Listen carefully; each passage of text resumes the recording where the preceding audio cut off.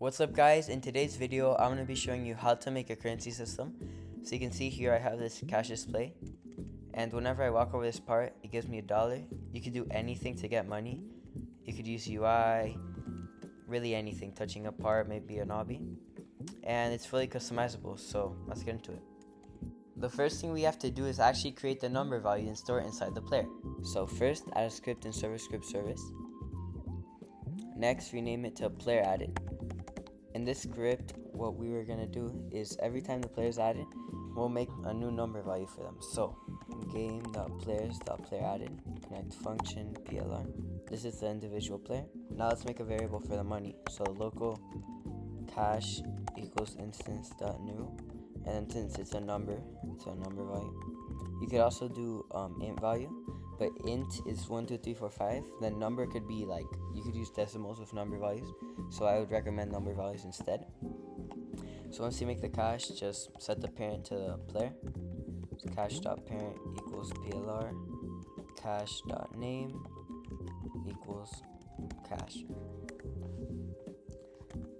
So once you do this, if you try to test it, you'll see that if we go on the server, we go to players, and here you'll see that I have the cash value. The second step is to display the number value or currency. So to do this, add a screen GUI, then inside add a text label. Now this text label, you could customize it to however you want, but these are my optimal preferences.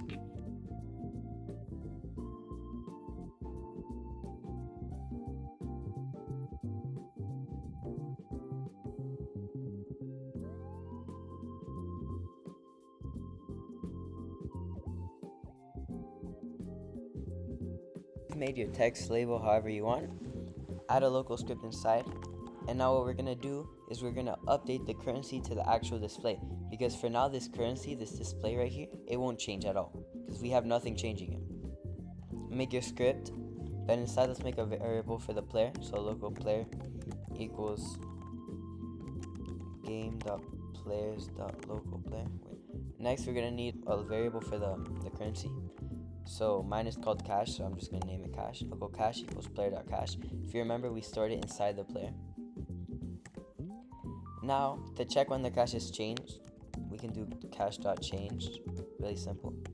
Connect function, and then this is the number that it changes to. So like, let's say you have 10 and then you subtract 10 from the actual cash in the player, then it'll change, and then it'll give you 0 because 10 minus 10 is 0. So here with this number, we can apply it to the text table so it updates. To do that, we just change the text. So we do script.parent.text equals money sign dot number. The reason we do money sign is so that it shows the money sign in front of the number, because without it, it would look worse. It would just be 100, 1,000. If you put the money sign, it signifies cash or currency. The third and final step is to learn how to change the number. So to do this, all you have to do is get the player, and once you get the player, go into the currency or the cash, for example, and then just change the value from there. So you could either make a part, do that. So for the sake of this video, I'll give you an example. So let's say the part is touched, script.parent.touched, connect function h, the body part or whatever, hit it. If h.parent find first child humanoid, that means if the parent of the body part or of the part, and then inside the parent, if it finds a humanoid, that means it's a player or a character, not a player. Now we get the player, so local plr goes game.players, get player from character, h.parent.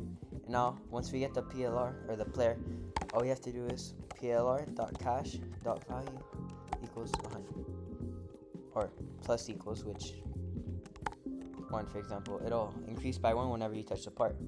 All you have to do is go into the player again, then inside the player go into the currency, whatever you called it, and then inside the currency go to the value, and then you could make it plus equal 1, which means it's going to be the currency plus 1, or you could just equal it to a specific number. So if I play here, I walk up to the part, you'll see how every time I skim over it, it'll increase by 1. There are multiple ways to increase or decrease a number. For example, you could have a UI, and from the UI you can get the player, by doing the local player thing, and then from there you can increase or decrease the number. Thank you guys for watching, and I'll see you in my next one.